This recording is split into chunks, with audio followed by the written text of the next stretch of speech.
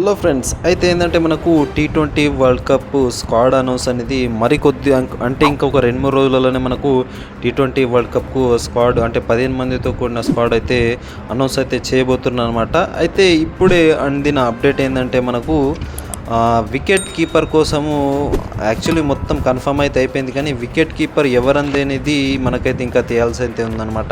So ఇక్కడ మనకు ఒక చిన్న అప్డేట్ అయితే రావడం జరిగింది. ఏంటంటే మనకు ముఖ్యంగా వికెట్ కీపర్గా రిషబ్ పంత్, అలాగే కేఎల్ రాహుల్, సంజు శాంసన్ అయితే ఈ ముగ్గురు అయితే పోటీలు అయితే ఉన్నారనమాట. అయితే ముగ్గురు కూడా సెలెక్ట్ అయ్యే అవకాశం ఉంది. కానీ ఏంటంటే మనకు ఇక్కడ కేఎల్ రాహుల్ సంజు శాంసన్ కంటే ముందు అంజలో ఉన్నాడు అనేది అయితే ఒక అప్డేట్ అయితే రావడం జరుగుతుందన్నమాట. ఎందుకు అని కనుక మనం చూసుకున్నట్లయితే మనము ప్రతి వరల్డ్ కప్ రాగానే మనకు కేఎల్ రాహుల్ అయితే వస్తాడు, కానీ వరల్డ్ కప్లో అయితే అంత పర్ఫార్మెన్స్ అయితే చేయలేకపోతాడు.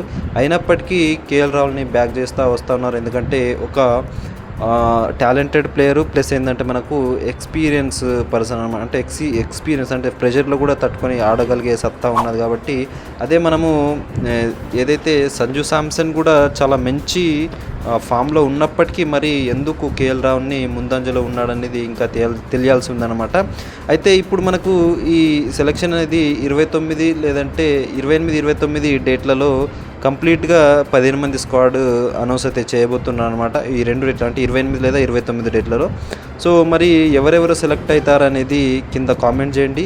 మీ దృష్టిలో సంజు శాంసన్ బెస్టా అలాగే కేఎల్ రాహుల్ బెస్టా అనేది మీరైతే ఖచ్చితంగా కామెంట్ చేయండి. ఇంకా మన ఛానల్ని సబ్స్క్రైబ్ చేయకుంటే ఇప్పుడే సబ్స్క్రైబ్ చేసుకోండి, ఈ వీడియోని లైక్ చేయండి.